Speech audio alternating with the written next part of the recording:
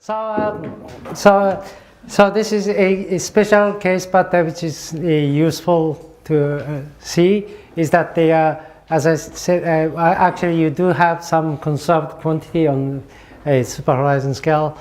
This is done in the so-called uniform density slice.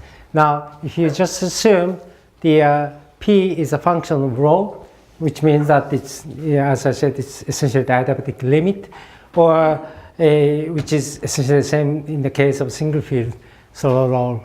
Well, it doesn't have to be slow roll, but the case.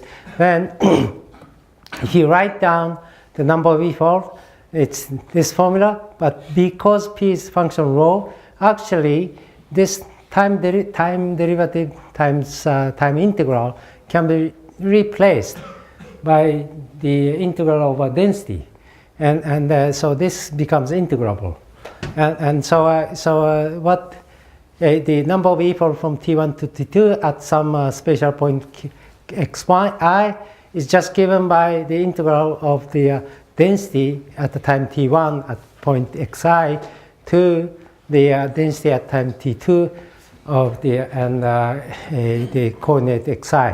Now, as we know that from geometrical identity, as we said, that this is equal to psi n minus psi first, the T1 plus some background value.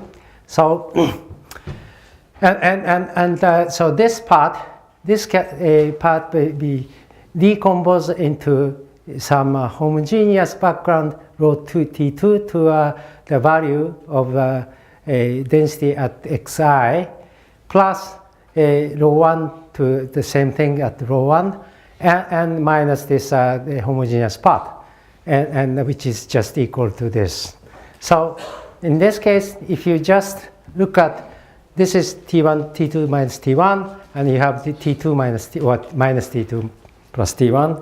So you combine in this way, then you see these two expressions is essentially the same, but the time is different, meaning that you have a conserved quantity.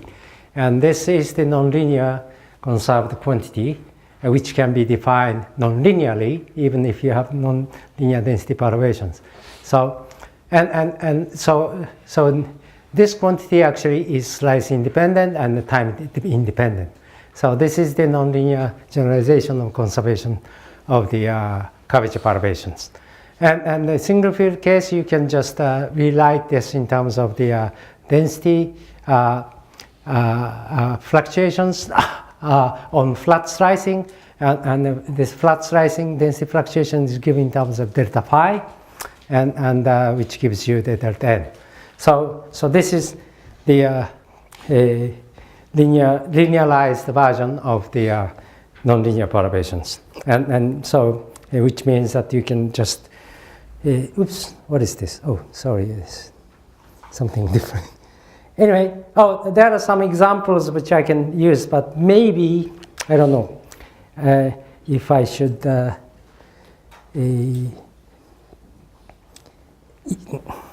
okay, maybe this is, since this is an interesting example, maybe I should just quickly go through.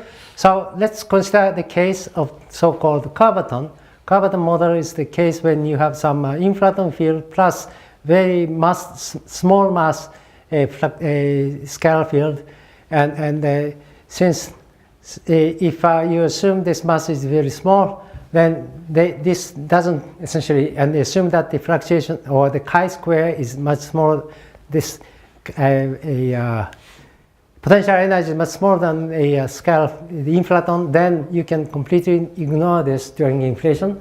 But after inflation, if you assume that a inflaton field soon decays into radiation while this remains as it is, then it starts oscillate and behaves like a dust matter field. Its density behaves like a to the cube, while the inflaton contribution decays like a to the fourth. So eventually, this Curvature field starts to dominate.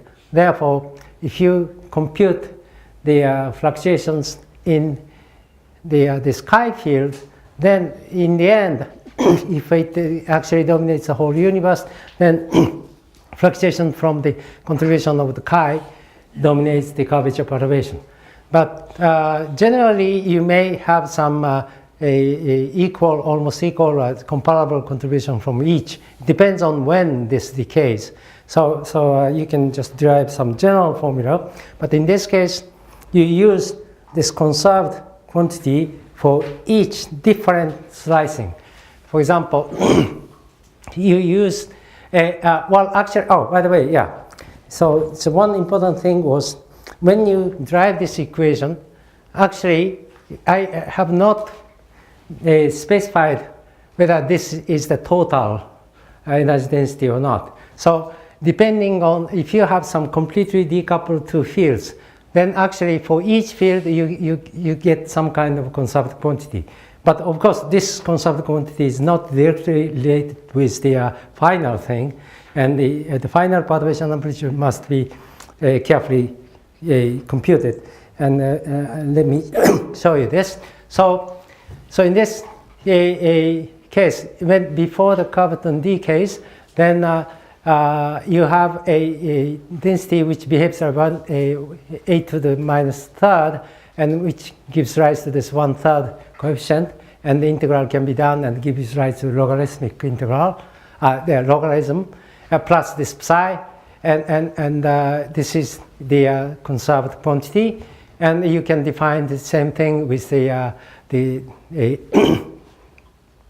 photons, or the contribution from the decayed inflaton. Now, if you sum together the density of the chi field and inflaton contribution, and you take, of course, you have to take the same gauge.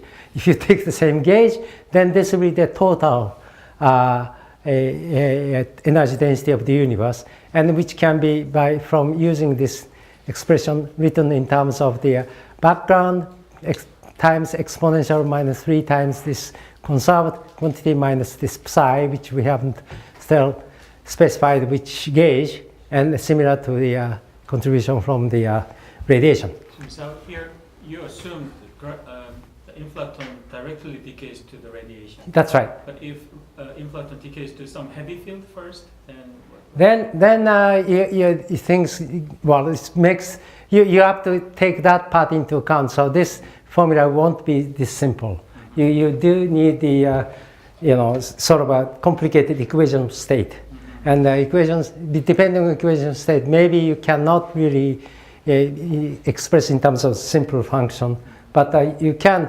In any case, the essential formula is this, and if you know the P of rho, then you can do this integration, for each independent, but make sure that they are not interacting. If they are interacting, this doesn't work. So this is a special case, simple case, but anyway, so now you choose a homogeneous total density slice, meaning that this sum of this is equal to some homogeneous density, which is equal to homogeneous background.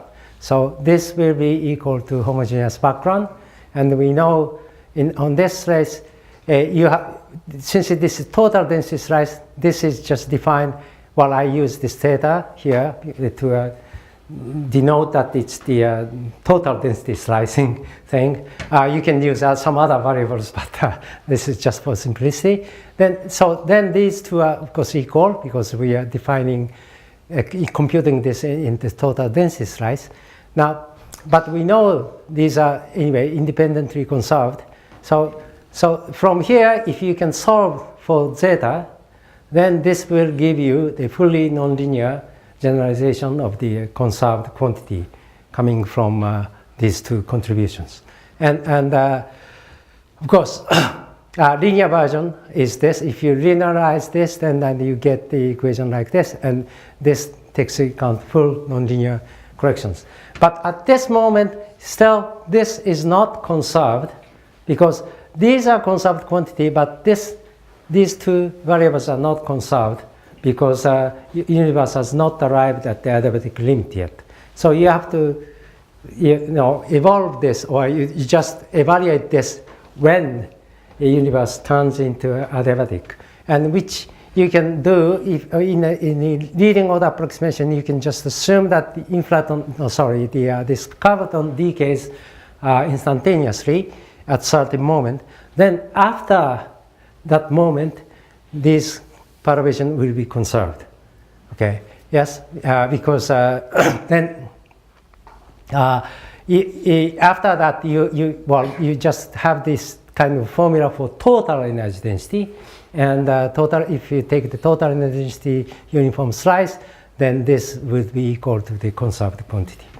Okay, so you just evaluate this at the point when they decay, and depending on the time of decay, this curvaton might dominate the universe. In this case, this becomes negligible, or the curvaton may be small. In this case, you can ignore this. But in any case, for a given value of omega chi, you have some solution. And this is a fully nonlinear sort of conserved quantity, and you can evaluate higher order corrections, non-Gaussianity, and so on and so forth.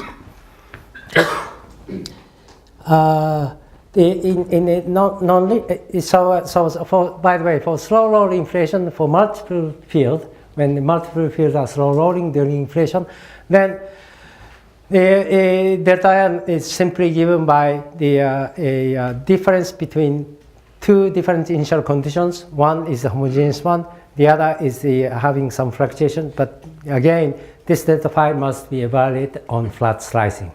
And then, of course, I mean, this is sort of a trivial formula, but it seems this trivial formula is quite important. But anyway, you can just expand to arbitrary order and get arbitrary order correlation function of your choice. Okay, I think now this is too much thing, so let me just go back. Anyway, so now let me go into this prime order black hole case. Oh, by the way, so far is maybe I went too quickly. Hopefully, if you have any questions, or if you want to go back to some slides, you just tell me, then I can explain. Anyway, again, very highly biased reference. This is not because I think all these are most important, but I mean personally I don't really read other people's papers, so I don't really know. So that's the reason. I'm sorry, but anyway, the only thing, yes, is this paper. People say that's a nice review, so it must be a nice review. Anyway, all right. So again, let me draw a diagram. This is another important. I mean, quite well. This is related actually the number weefold thing of the inflation, but usually. By the way, as this is the number of weefolds, and this is the logarithmic length scale. So for the constant conmoving scale would be just a straight line, okay, straight line. And so let this be the current Hubble horizon radius, 10 to 28 centimeter or so, and you have some initial Hubble scale, which I assume to be 10 to minus 5 Planck or so. I mean, this is just my hope that. Unlike some person here, I mean, they soon, within 5-10 years, this tensor perturbation be seen in CMB BMOS. And if this is the case, Hubble parameter cannot be smaller than this. If it is smaller than this, then you have no chance.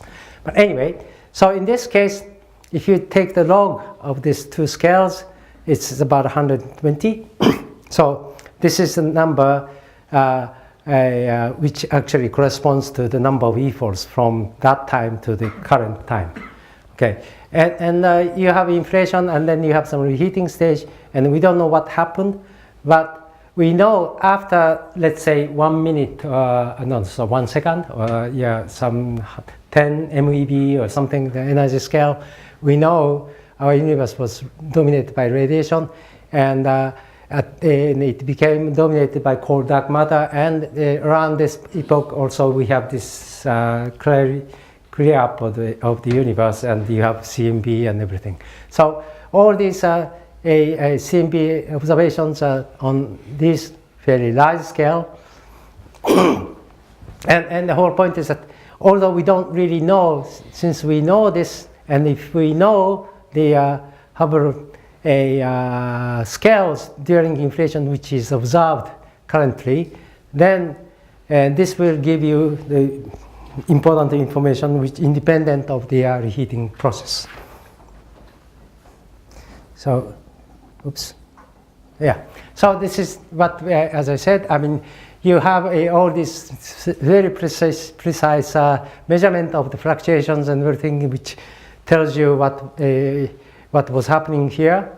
But on very small scale, we don't really know anything, and if there's anything interesting happening or not. But this is where maybe we have some primordial black hole formation. Now, how the primordial black hole forms? This is essentially, again, if you go back to this leading order gradient expansion, and of course this expansion is valid only on superhorizon scale. So when scale comes to the Hubble scale, this breaks down. But qualitatively, up to horizon scale, essentially this is okay. So you know, in terms of the sort of way of thinking, this is what how things happen.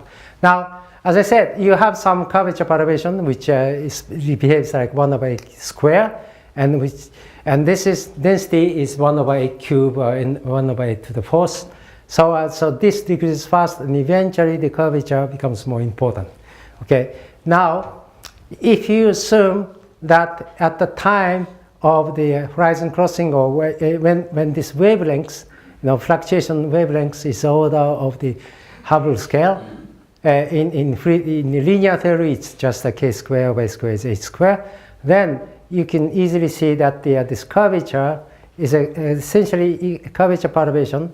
This part is essentially given by delta rho. So in this way, in this sense, actually, you can regard the fluctuation. The black hole formation is due to the density perturbation, but as you could see, originally it's actually solely coming from the curvature. The curvature introduces different evolutions, and as you all know, if you assume the spatially homogeneous universe, then if the curvature is positive, then that universe will eventually collapse, right? Yes, closed universe, you know, has the maximum expansion and collapse.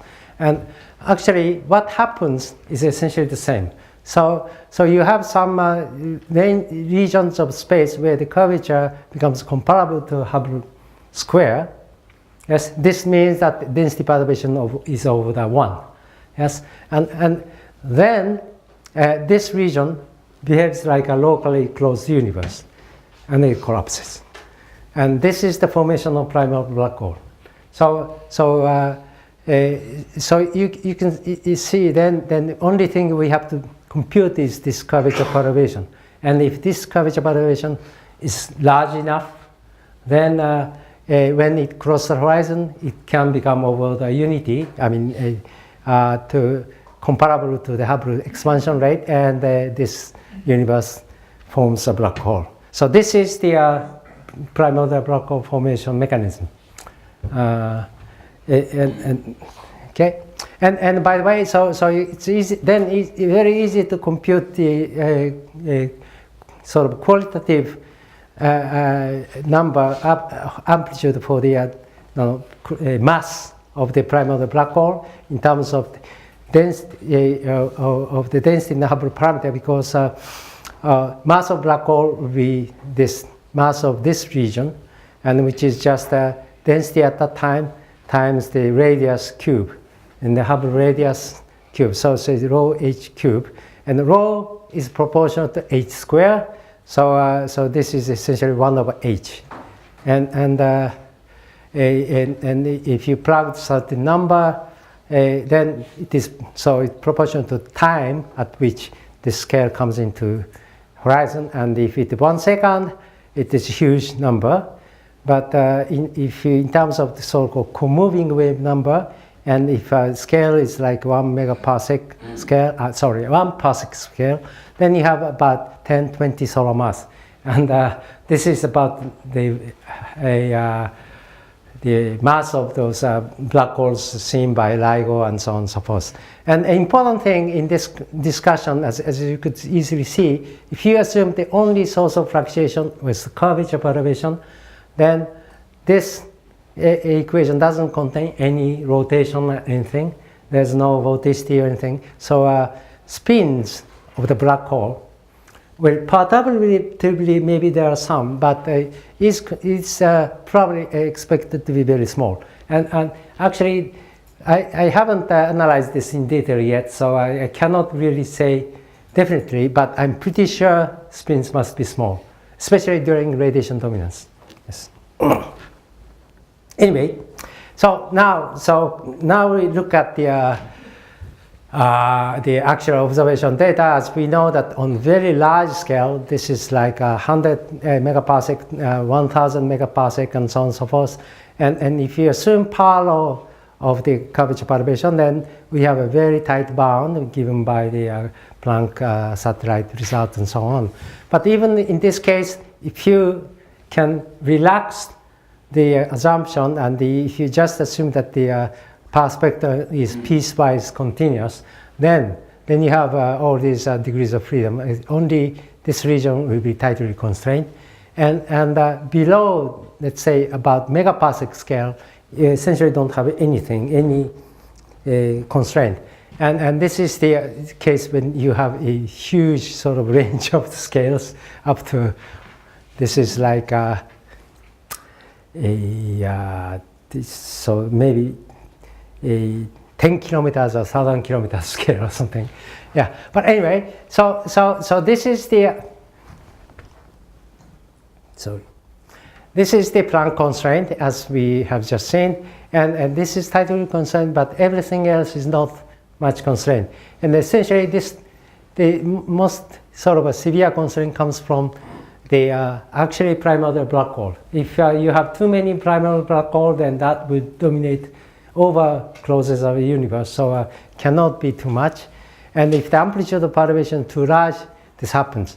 There are some constraints in this region which comes from WIMP. So if you assume the dark matter, all dark matters are WIMPs, then you have this constraint.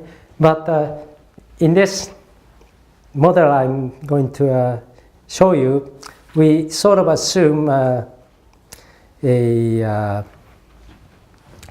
cold dark matters are black holes. And if they are black holes, of course, we lose all the constraints. So essentially, apart from this, you can have anything you want. And of course, you may need some weird potential, but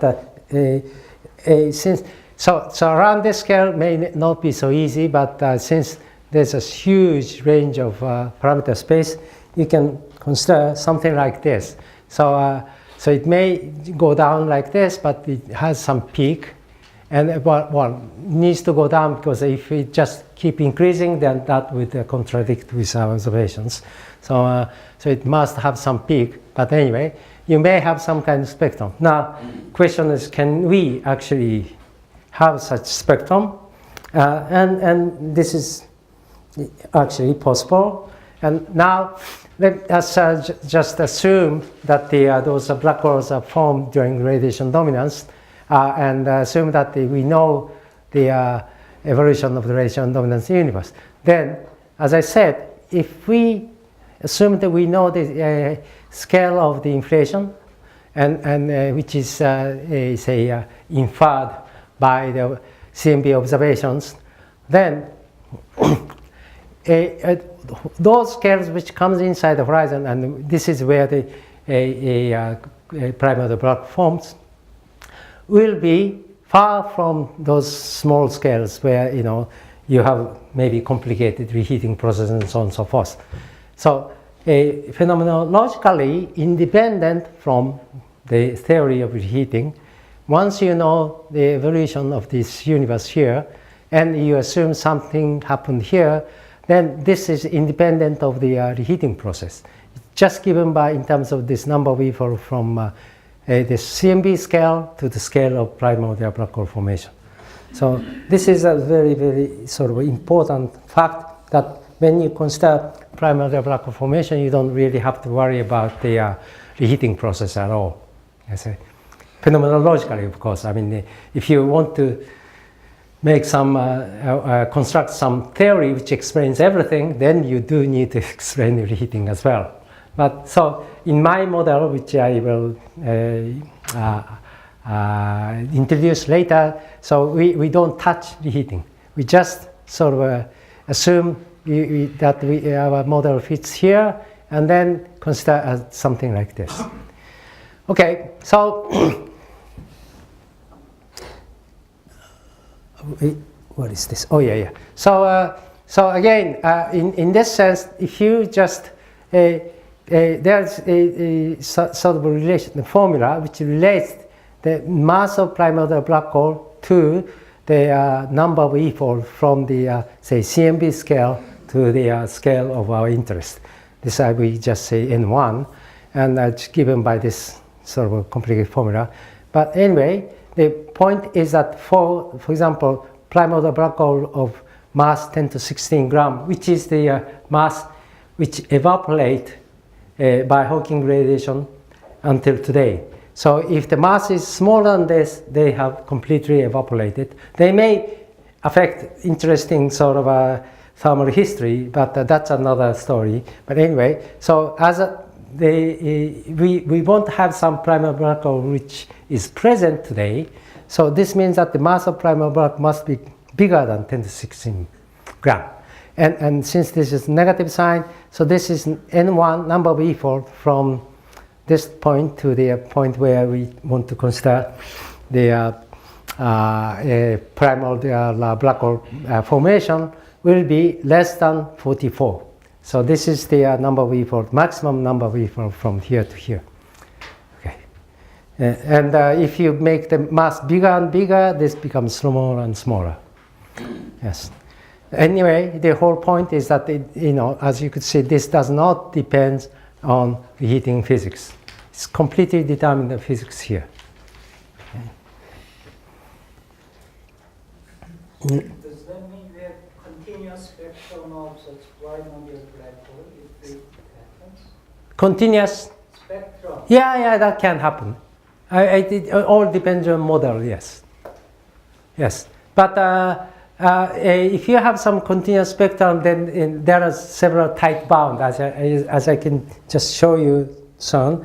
This is the sort of a recent updates of the primordial black hole constraints.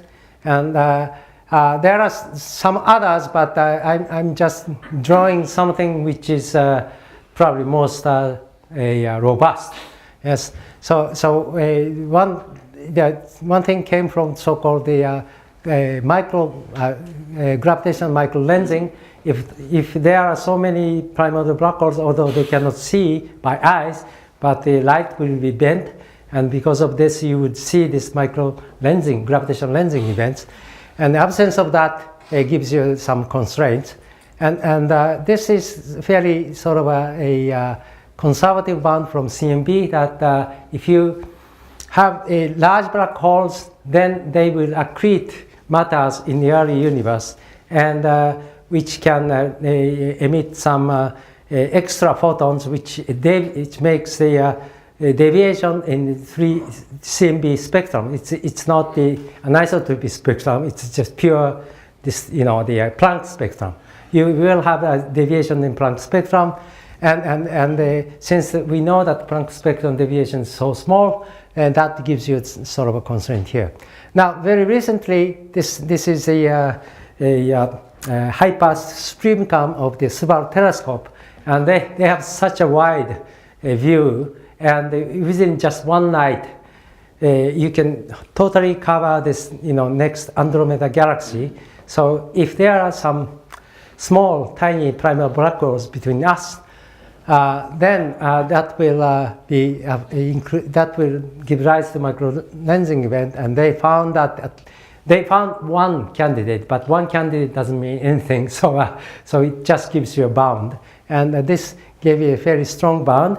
But anyway, well, even in this case, you have some small window. Oh, by the way, this is so-called femto lensing. It's a really micro lensing event on gamma rays, and people assume that the gamma ray events occurs at certain sort of pointwise point. In this case, you do have, but very recently, just last year, there was a paper appearing. If you actually consider the size, this is called finite size effect, size of the source of the gamma ray, which is probably at least like 10 to 10 centimeters or something, then this constraint disappears. So you have some window here. And actually, oops, there are some a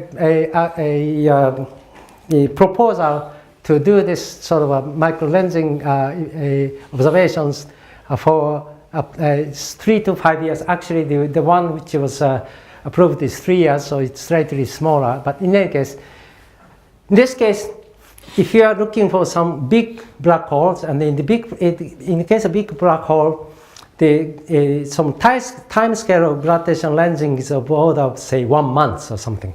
So actually, you don't really have to do the observation continuously.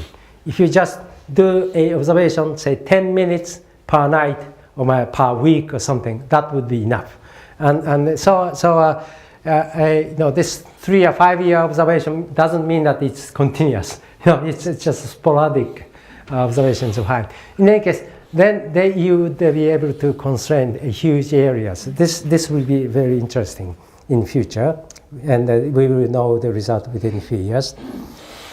Oh, sorry. Another thing, which actually after this was published, people realized that actually the constraint here disappears due to so-called wave effect, meaning that if you consider primordial black holes of this size, much less than say 10 to 10 solar mass or the 10 to 20, 22 grams, then superficial radius of those black holes becomes less than 10 to minus 5 centimeter. And this is the optical wavelength. So if the size of black hole becomes smaller than that, there would be no gravitational lensing because of the diffraction effect. Okay, so this constraint sort of disappeared. So we have fairly large window. So what we can play is that if you have some models, have some peak within this few order of magnitude, some peak up to this, then you can explain cold dark matter. So that's yeah, this is the window, huh? And by the way, so I mean, I don't think there's any sort of a, how to say, fundamental meaning of this temperature, but just for reference, for those black holes, when they are formed, temperature of the universe was about say 100 TB or so. Yes, that's the sort of a scale we are interested in. Okay, so to do this, actually, as we all know, the single field inflation, unless you really tune the potential, it's very difficult to have such a peak. But as soon as you introduce second field, it's fairly easy.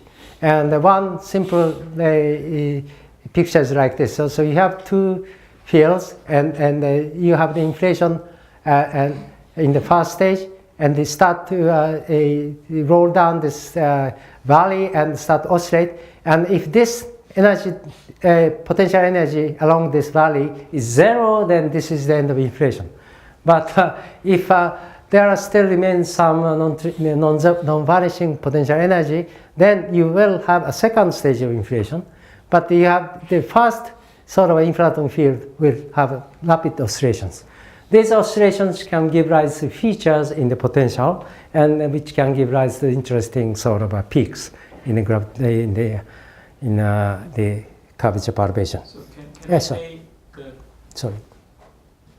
Fourier e-foldings is from the initial to the point where the Yeah. So actually, this this number before I said 40, Yeah. 44 correspond from this point to this point, Right. and the 40 maybe 30, 20 or something, and from that on we have some other physics and the inflation ends somewhere. But as I said, we are not interested in the reheating process, but we forget about this. We just focus on these real regions.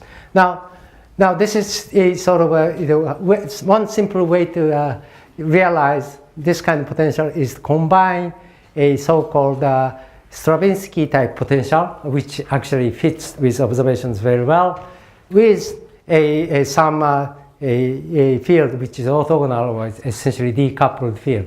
So it's kind of a Stravinsky plus you could call Curvature if this potential energy never dominates.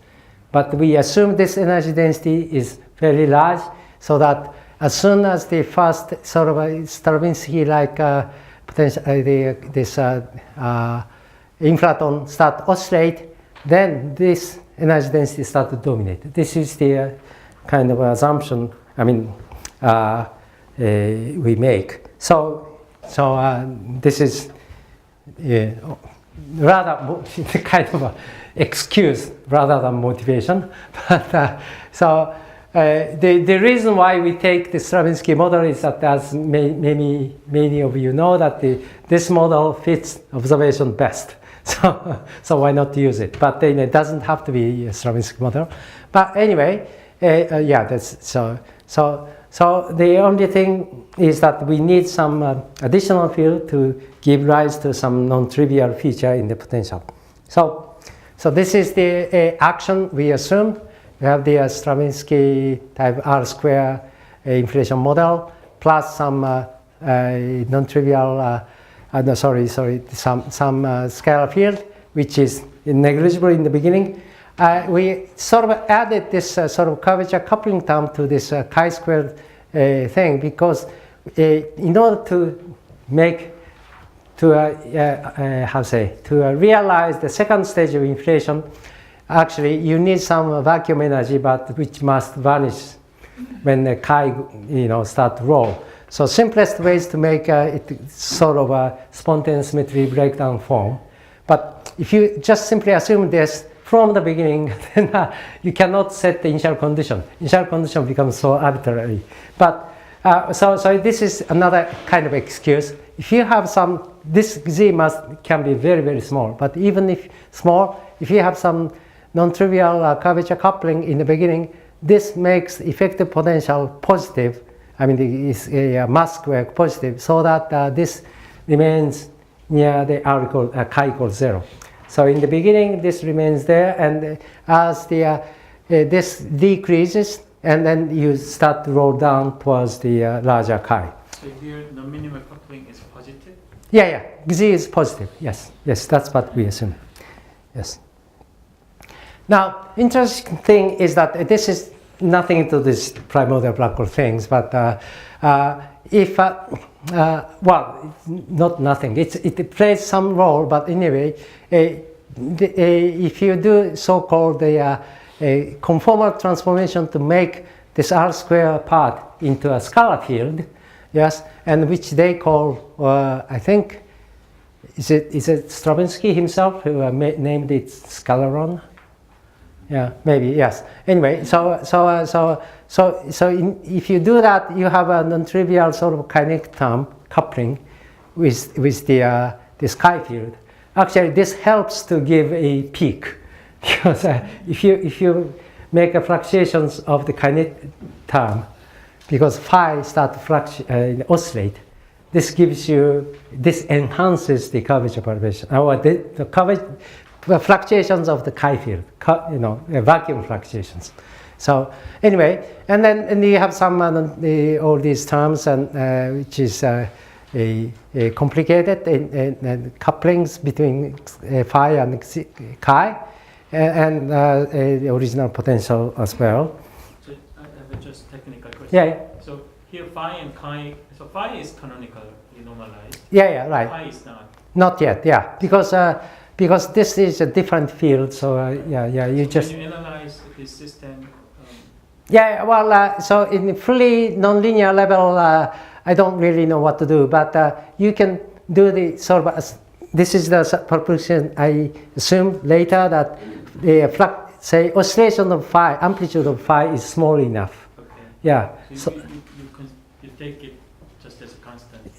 Yeah, well, at the leading order, then you take into account this oscillatory behavior, effect of oscillatory behavior to the equation motion of chi, right? As well as the fluctuation amplitude, yes. Yes. Oh, yeah, well, when by the way, this came from this one meeting we had in Daejeon at Kasi, where the Stravinsky was there. Okay. So I said that can we call it Staron? And he said no. so this just goes away. Anyway, so now you have initial stage you assume that phi is slow rolling, and chi also. I mean, essentially it doesn't move. And then you can just write down the slow roll equation motion, which looks complicated, but the essential point is if you take this mu square, which is essentially the ratio of the Hubble parameter, first stage of Hubble parameter to the second stage, and we assume this to be larger than unity. If you take the large mu square limit and this ignore this, then this is the equation for the this Stravinsky inflation. And for chi as well, now you have this z, and as you can see, if phi is much greater than Planck scale, this is a huge number. So although z may be very small, this gives you a positive mass, effective positive mass, and which stabilizes the chi field. Okay, so this is just for that purpose. I mean, you can consider any other non-trivial potential, but this is the simplest. Yes. And yes, yeah, well, yeah, and mu essentially corresponds to the mass, measure the mass of this scalaron in units of the Hubble parameter. Anyway, oops, again. So, this is to sublimation. Okay, so it's okay. Now, if you solve, I mean, the background equation can be solved easily. I mean, if you have some computer. I didn't, but my collaborator did computation. So you have some first stage of inflation, and then it starts to roll fast. And because of this acceleration, you have oscillations. But since you have some non-trivial vacuum energy, then slowly roll down this hill, and you have the second stage. So you have essentially first stage, fast roll, and oscillatory behavior, and second stage. So that's the essential point of this, the mechanism to make something non-trivial, essentially this oscillatory thing. And you can easily see that this is a very, very technical thing. The one assumption we made in order to make analysis simpler is that we assume this mu to be not too large, because if this becomes too large, actually this oscillatory energy dominates over the vacuum energy, and which means that you have some intermission of inflation, and then analysis becomes much more complicated. And just for the sake of simplicity, we assume that the mu is not too large, but this is still large enough. I mean, essentially the parameter appears in all the formula is mu square.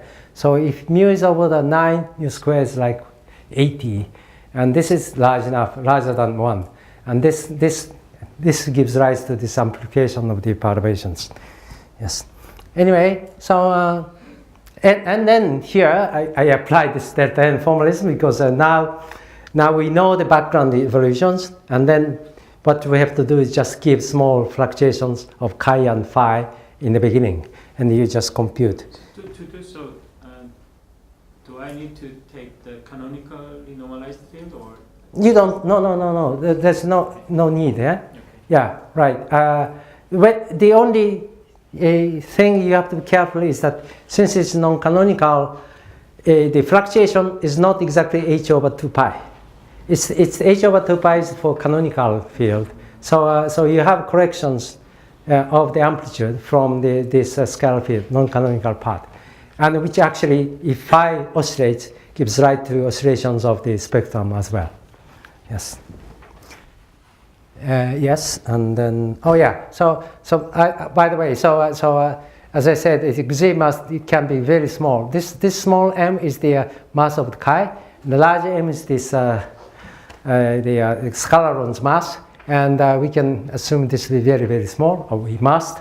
Therefore, the xi is very small. But even for very small z, because the effect is exponential, as you could see, exponential, and small chi can be easily give you a very large effective mass to stabilize the chi field in the beginning.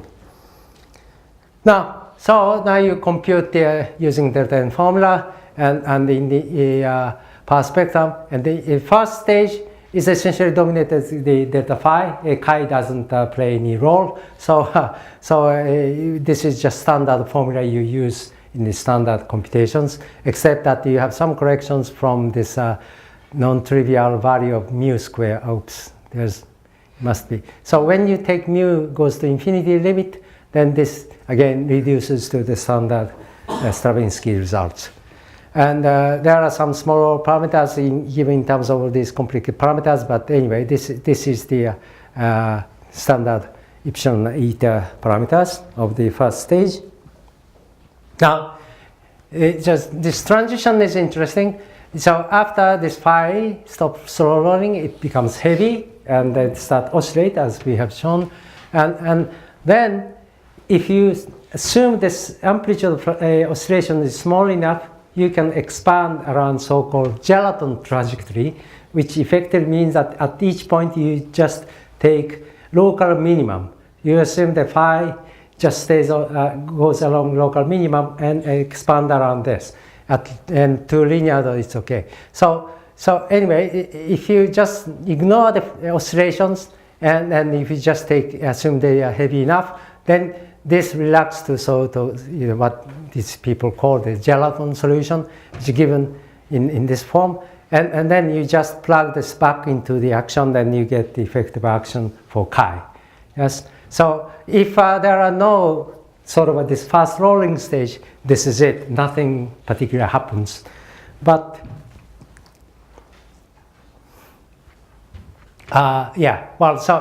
okay. So the second stage. Okay, then first of all, just forget about this oscillatory phase and go to the second stage. After this oscillation dumps out, because the oscillation dumps out like a to the cube, so it soon becomes just approaches gelatin trajectory, and then you can just solve this effective action equation of motion for chi, and essentially it's given by this exponential evolution where n is the number of equal. I think from the end of inflation to some point, and star is some beginning of this direction towards the chi motion. This beginning of second stage of inflation, let's say. Now here, it's just a choice of variables, but you find that the epsilon is over actually eta square. So it's effectively so-called small field inflation, or where actually the epsilon is almost negligible.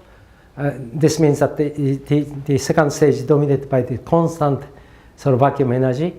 And while eta is non-negligible, and so this is small, but epsilon is smaller. This is order of the eta square.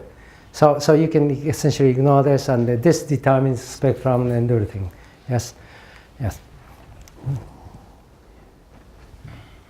So this is okay. So now, now we take this oscillatory behavior into account. And assume that this is small enough so that you can use this perturbative approach. And for this, we needed to assume this mu parameter, the ratio between the first stage of Hubble parameter to the second stage must not be too large. If it is too large, you have a much more complicated trajectory and the amplitude becomes too large. But under our assumption, you can treat this oscillatory. This is a classical oscillatory behavior, not the perturbations, but perturbatively assume this, compute this. Then you just, well, this is very complicated equation, but you can ignore all of this, and essentially it's the fluctuations with mass m square is oscillating. So yes, and some expansion, right? Now, so then you obtain some proxy equation. Again, it's the equation looks very complicated, but the only important thing is that this oscillatory behavior part, and in terms of number of E-fold, actually the sort of a frequency is given by essentially square root of mu square, so which means mu. So and mu is oscillatory, so number of oscillation within one E-fold number. So this means if mu is large, then you have oscillations with the width which is much smaller than one expansion time, and which means that if you translate that into the language of spectrum, you have a peak, very sharp peak. And this peak will width within less than one E-fold. Yes, this determines the width of the peak. Yeah, well, as you could see, so mu must be mu must be greater than 2 to have some oscillation, which we assume, and this upper bound we just for simplicity that we don't stop inflation at the intermediate stage. Now, since phi is now heavy, and this is exponential suppressed, and then we can then again use the delta informalism, mainly due to the quantum vacuum fluctuation chi. And so this is the equation motion for chi, and if you just compute this fluctuation chi, here you have this non-trivial effect of non-trivial kinetic term, and because phi is oscillating, not only you have some small amplification, but you have some oscillatory behavior in the spectrum. The original spectrum as well, not only just from the so classical trajectory part. So when you write down, say, a perturbation amplitude, you have the oscillation in this coming from here. This is from the oscillatory behavior background, plus oscillatory behavior in the origin of the quantum vacuum fluctuation itself. So altogether, you have some oscillations like this. Yes. Again, it's some thing. What happened? Oh yeah. So this is sort of explaining what is what. So important point is that apart from if you ignore this oscillatory part, then it depends on the how you choose this second parameter of the second stage. But as I said, now epsilon is very, very, very small. So although h square becomes small, but you can just make this large. Essentially, if the chi-star beginning of the first stage, second stage of inflation is of the order of Planck scale, then if you choose small eta, then you have a huge amplification. Yes. So this is the why you can have large amplification, but not only large, but you add, in addition to this sort of background power spectrum, you have some oscillatory behavior, which gives rise to a nice peak. So, for example, this is the case when mu is 3, 4, 5, 8, and just focus on this mu equal 8. As you see, you have a sharp peak and oscillatory behavior like this, and drops out. And this amplitude ratio between these two, of course, is due to this small, very small epsilon. And I think this, in this case, maybe we did too much. Maybe not. I don't know. this is about 10 to the 5 times. Maybe we still need a little bit more. I don't know. you can sort of configure the parameter so that it can become very large. Yes, and the important thing that so for large mu, you do have a sharp peak, and this peak is very important. Oops, yeah, right. I mean, just sharp peak. Huh? Now, if you consider the primordial block formation, you need some, as I said in the beginning, before, the curvature perturbation must become order 1. Yes, at the horizon crossing. Yes, I mean, amplitude should be almost equal to the expansion rate square. So this, in terms of the density perturbations in, say, comoving slicing, which I just show you that it's essentially equal to delta rho over rho equal to 1. And actually, there are many sort of work to estimate actual critical value of the formation. And these days, people think that in comoving slicing, if the amplitude of curvature perturbation, or density perturbation or curvature perturbation, same thing, at horizon crossing is greater than about 0.5, then that region will collapse to black hole. So if you have essentially the Gaussian distribution. Oh, by the way, I forgot to tell you. In our case, apart from this oscillatory behavior, actually, it is two slow roll, single field slow roll inflation. And as I said, if you assume the amplitude of delta phi is small enough so that the oscillatory energy density will not dominate over the vacuum energy density, then you find the non-Gaussianity is negligible. So in this case, actually, your distribution function of the fluctuations will obey standard Gaussian distribution. So this P will be given by this Gaussian distribution. And the point is that so any value of the fluctuations greater than this critical value will form a primordial black hole. So this is very, I mean, of course, it's again of order magnitude estimate, but this Gaussian distribution approximation is very good in our model. Now, so in this case, the so-called initial mass fraction of the black holes at the time of formation is given by this function so-called beta. It's not the beta function in the field theory, but this is the notation people use.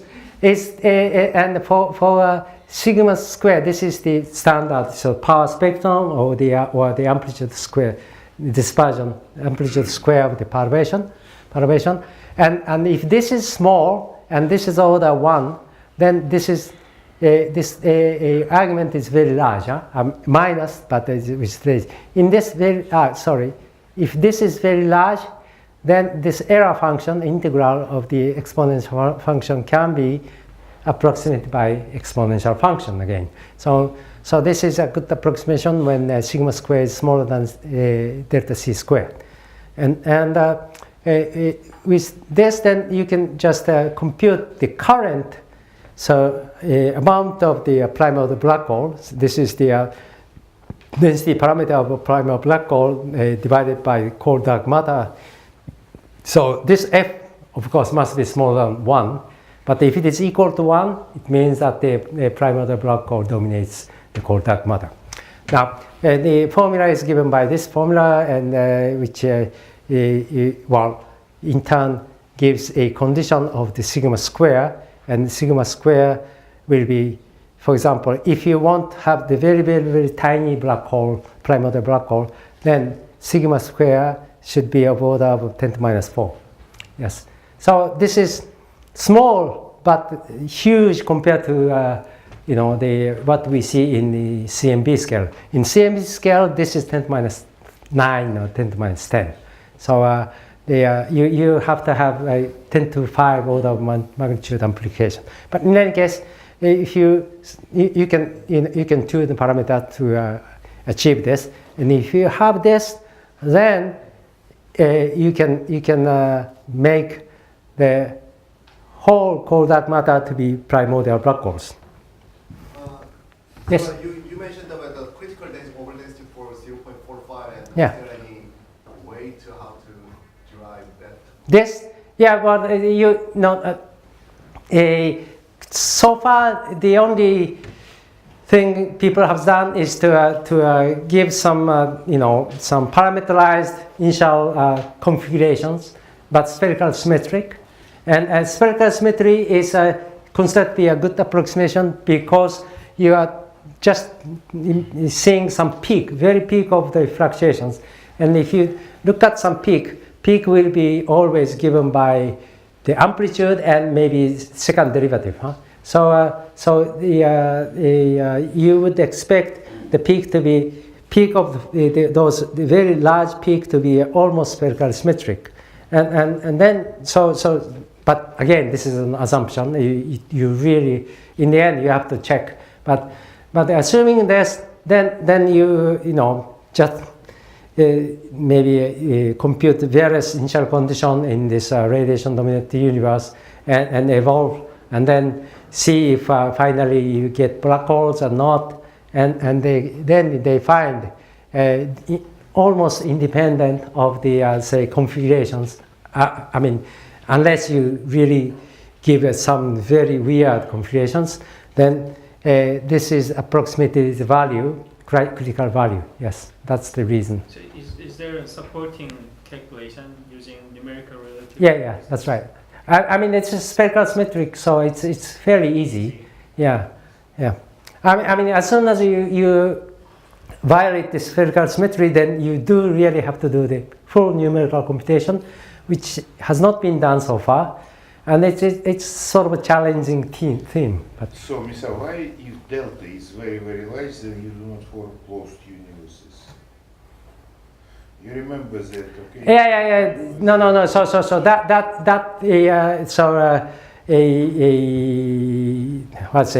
that kind of argument was shown to be false. Why?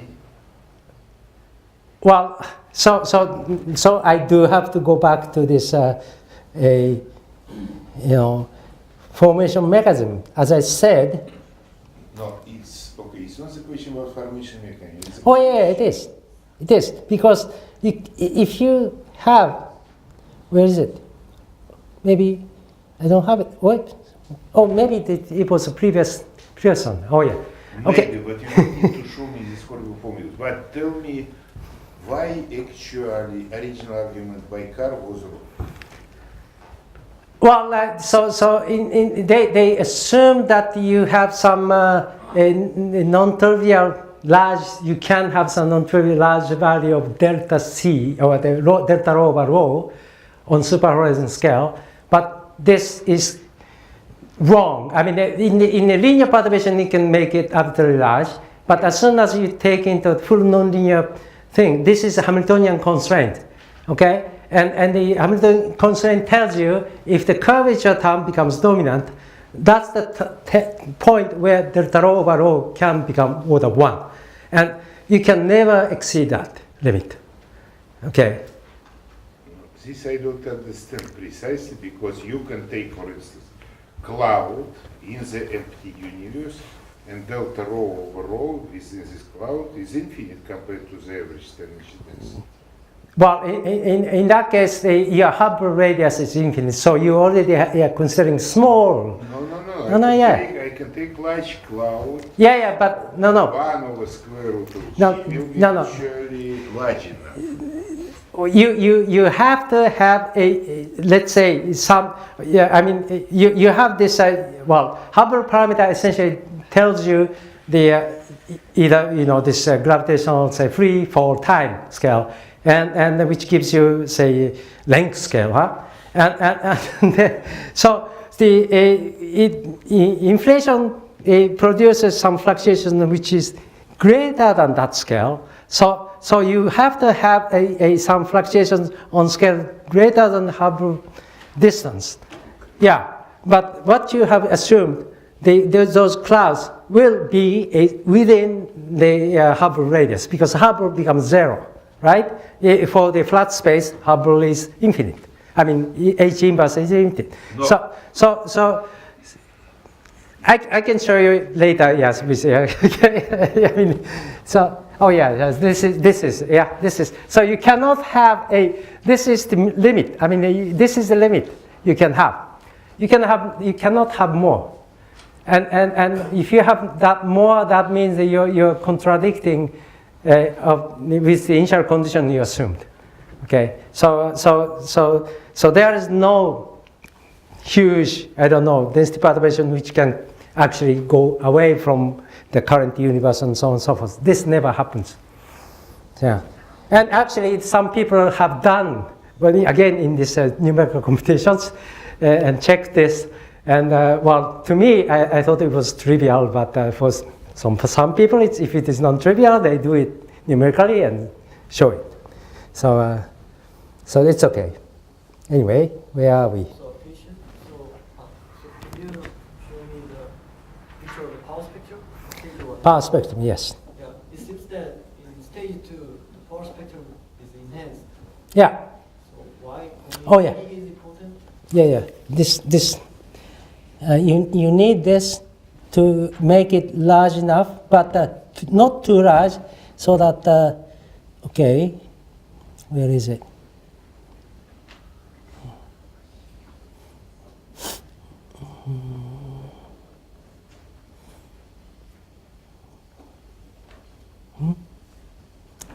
Oh yeah, this. Yeah. So as I said, oops. Oops, maybe next page. Oops. Sorry. No? I don't know. Oh yeah. Okay. So as I said, you have this epsilon becomes very, very small. So so this means that this can be very large, but you don't want this to be too large, because if it becomes too large, then you have a very flat spectrum of primal black holes, which will contradict with the observations. So you need some peaks, and this peak will be given by this oscillatory behavior. So that's why you have this base. This amplification is due to this 1 over eta square. Yes, eta is small, and eta square is very small, so it can amplify the.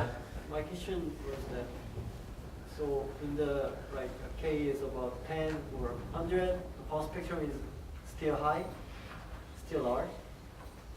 K equal. K equal 10 or 100. You mean here? Yeah. Oh yeah. But you know, if it is, this is an. Oh yes, good point. Because of this formula,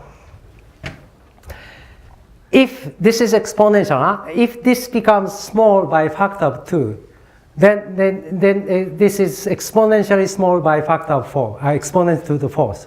So it's like 10 to 2 or something. So amplitude becomes 100 times smaller. Then you know, you don't have this amplitude. Yes. So if you assume that peak is 10 to minus 4, then this base, you know, the amplification is 10 to minus 5 or 10 to minus 6. You see, so it's very important that you have this sharp peak. Yeah. So absolute magnitude is not. Absolute magnitude is large, but not large enough to make primary black holes. If it is too large, then you produce too many primary black holes. So it must be small, but large enough so that this peak can exceed this limit. Yes. Or one doesn't exceed. It is equal to about this limit. Yes. Okay. And oh yeah. So now you can easily see. Now we have a peak in the power spectrum, and since it depends on in this inverse of exponential minus exponential, this peak will give a spike. Okay. So this is what happens. For example, so you have this is the case of some parameter. You know, this our colleagues chose for. I mean, the fact that well, actually in the end we want it to be equal to 1, but since everything is depends on exponentially, actually it's not so easy to realize. you know, in this case, this fraction of the primordial black hole is about 73% of cold dark matter. But anyway, you know, depending on your parameter, you can of course always make it to the unity, and it has a very, very sharp peak. So a peak in the spectrum gives you a spiky feature, and which means the primordial black holes are essentially monochromatic. Of course, and these days, if you just think of this mass of primordial black hole in more detail, people find that you will have some small sort of dispersions. Yes. So this result is actually not really correct, but still it's okay. I mean, we still have some few order of magnitude window, so this will be okay. Now, so going back to the original picture, and then in this case we assume this to be so about 30 to 40, yes, and then you will have a sufficiently small number of primordial black holes. So a small mass of primordial black holes. Now, actually, but if you just use the pure original, this Stravinsky model plus our model, then actually this sort of deviates from the observed range, because, well, now this is unavoidable, because now this means that we are making effectively the number of e-folds smaller, and if you make the number of e-folds of Stravinsky model smaller, then the point it moves towards the smaller the spectral index.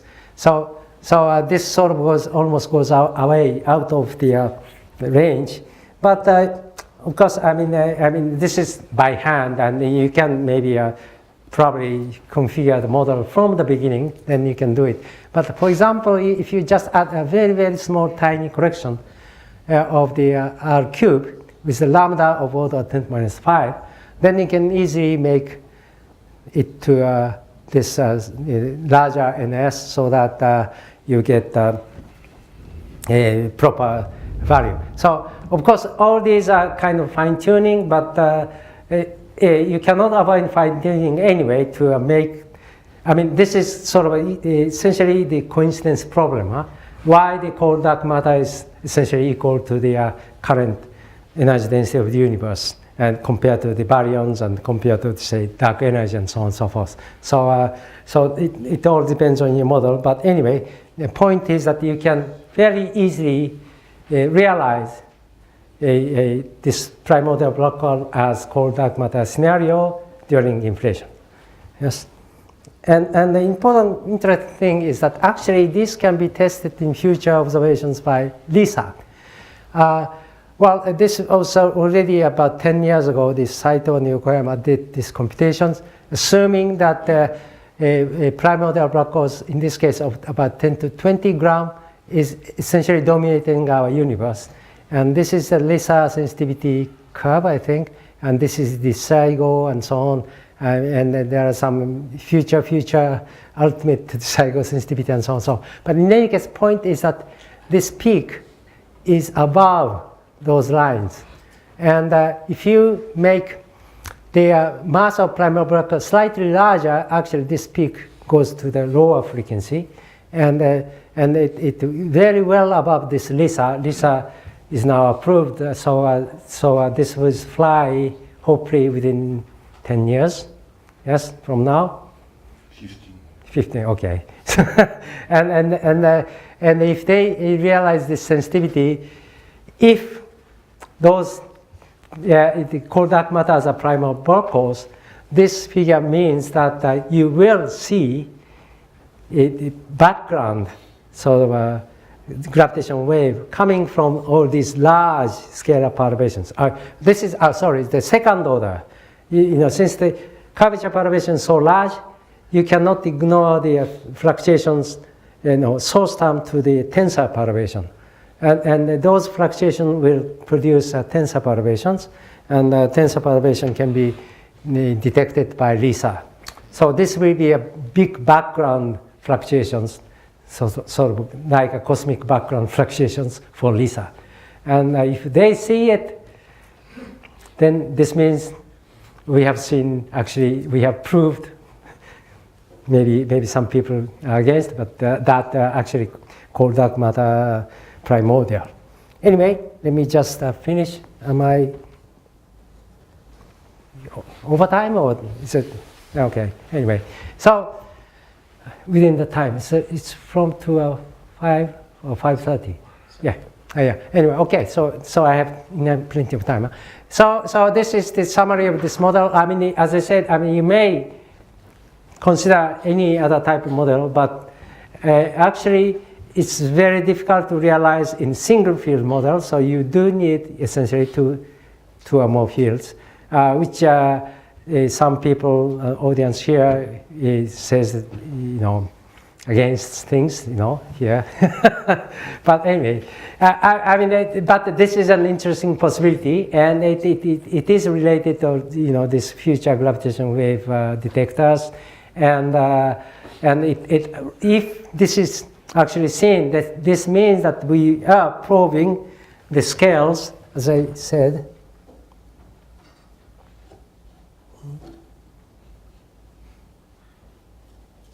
Oops. Yeah. So actually, if you see some features here, we only have some result from here, but we are actually probing some physics here too. So this will be a new way to probe inflation from, say, gravitational waves and so on and so forth. Okay. So maybe I just stop here. Thank you. So in your two-field inflation model, is there non-Gaussianity? Yeah, so as I said, in this model, actually, you have a very small non-Gaussianity. You can compute, delta n formalism, as I told you, is capable of computing any, at least those sort of non-Gaussianity coming from the multi-field case. And you find essentially it's very, very small. So at leading order, Gaussian sort of assumption should be okay. Yes. So your Newton kind of switch off the first stage of inflation very quickly. Yeah. So even during this first world stage, if you compute delta n to the second order, you find it small. Yeah. So actually, well, by the way, so recently we are sort of computing the effect of non-Gaussianity to those gravitational wave spectrum. So if you see, and actually you have some signatures of non-Gaussianity in the spectrum. So if we actually see those spectrum by, let's say, LISA, then from the analysis of the shape of the spectrum, you can tell whether it comes from non-Gaussian perturbation or Gaussian perturbation. And which can be used to sort of identify or maybe the constraint the model of your inflation model. In the last model you considered you add R to the cube term. Instead of that, I mean, how about adding R mu? Any way to estimate the effect of such term? Maybe there are some people, doing this, but as you know that if you just stick to the standard formulation of the R² gravity, R mu square term gives rise to so-called ghost modes, and the people don't want ghosts. So that's the reason why I'm omitting that term. But of course, I mean, fundamentally, there's no reason to avoid such things. Yeah.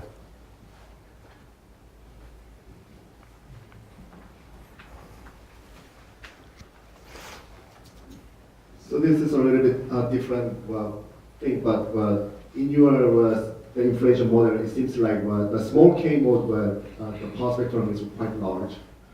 Then is there any conflict with us, for example, missing such a problem?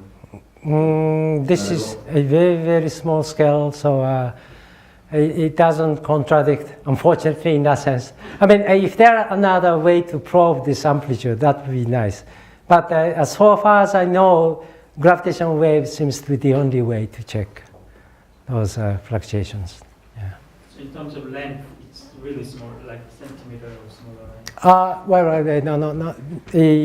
Just a minute. Okay, let me see. So it's, if you assume this number was 40, Yes. exponential 40 is like 20 order of magnitude, and 10 to 4 centimeter. It's like 1 meter, 2 meters, 10 meters. Yeah. I have one question. You have a monochromatic black hole spectrum, but you have an estimation of errors. Yeah. So as I said, I mean, we didn't estimate that error, but so recently there are people who actually did this kind of computation and said, you have some spread in the width, whatever the spectrum you have. I mean, even if you have very, very sharp spectrum, essentially you have some width. But this width is at most of order 1 E-fold, or meaning that 1 order of magnitude, or factor 3. E is 2.7, so 7? Yes, right?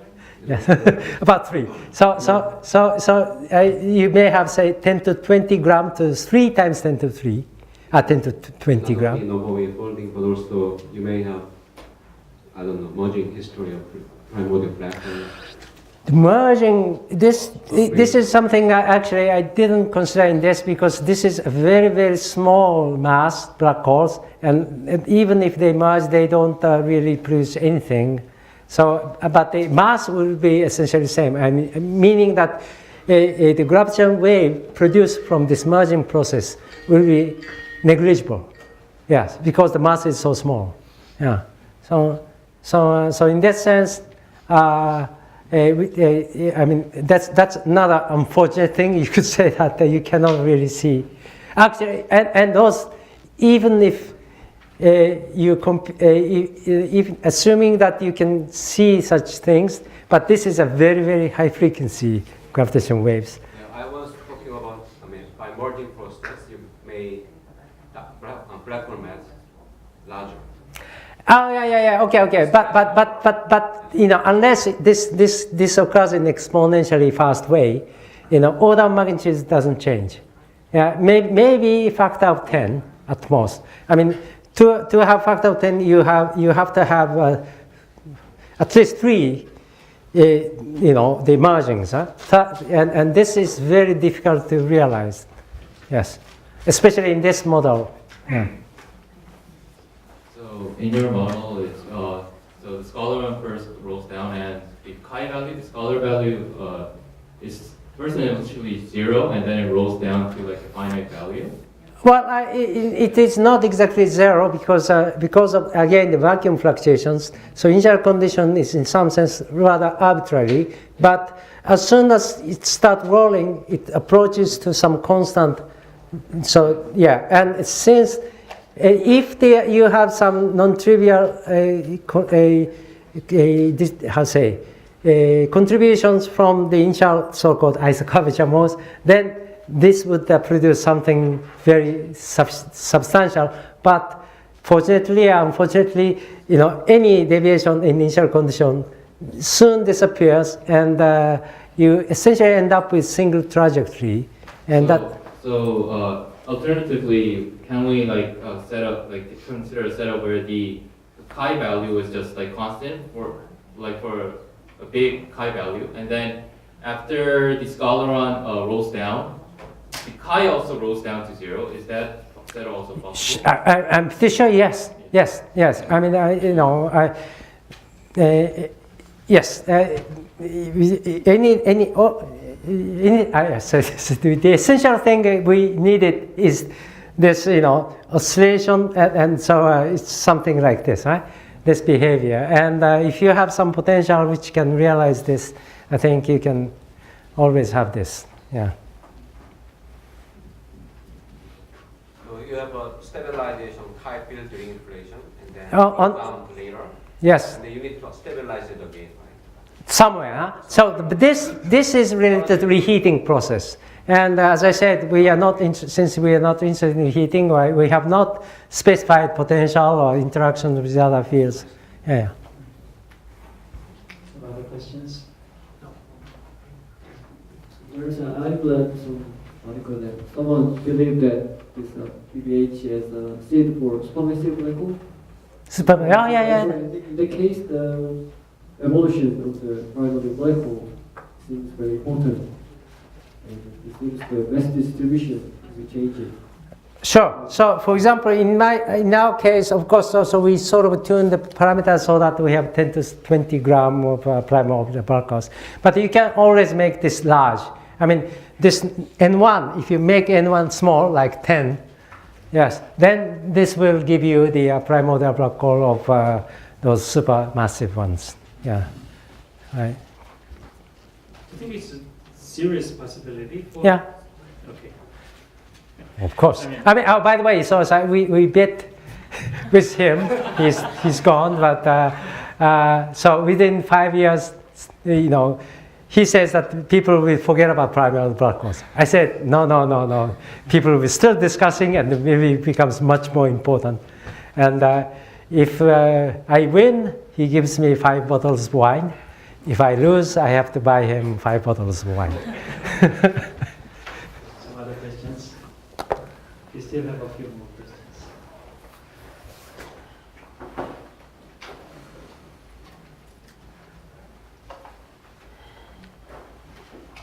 Yeah, about the supermassive black hole, you mean the direct formation of supermassive black hole from the beginning? Well, actually, there are some discussions on this, and it seems if you try to form a supermassive black hole from the beginning by the primordial black holes, then this would contradict with all these CMB, distortions. So they have a very strong bound. So you do need have some accretion and growing. But this can be made small. For example, usually you start from, say, 10 solar mass and to 10 to 7, 10 to 8, so it's a million times bigger. But you can start from about 10,000 solar mass. Then it's only 100 times. I mean, it's 100 times still. It's a large number, but it's better than million times. Yes. One more question. Last one. So you have an empty region of the black hole mass. Is there any future experiment to test that window? Yeah. So that's. I mean, well, actually, if there's anything more interesting, then I would really like to know. But so far, well, standard sort of optical wavelengths, observation cannot see anything, and only possibility is that if you have sufficiently strong gamma ray, compact gamma ray source, many of them in the universe, then you may be able to detect something similar to this Fent lensing thing. But here you may have a slightly larger effect. So, but otherwise, it seems that gravitational wave is the only option, because the black holes, primary black holes, essentially do not interact with anything except gravity, and so it's amazingly non-interacting. Yes. Okay. So this is the end of today's lecture by Professor Misao Sasaki. Thank you. And I told you that this can be a tough day for you, but it seems it's okay for me. Let's thank Professor Misao Sasaki again. Thank you.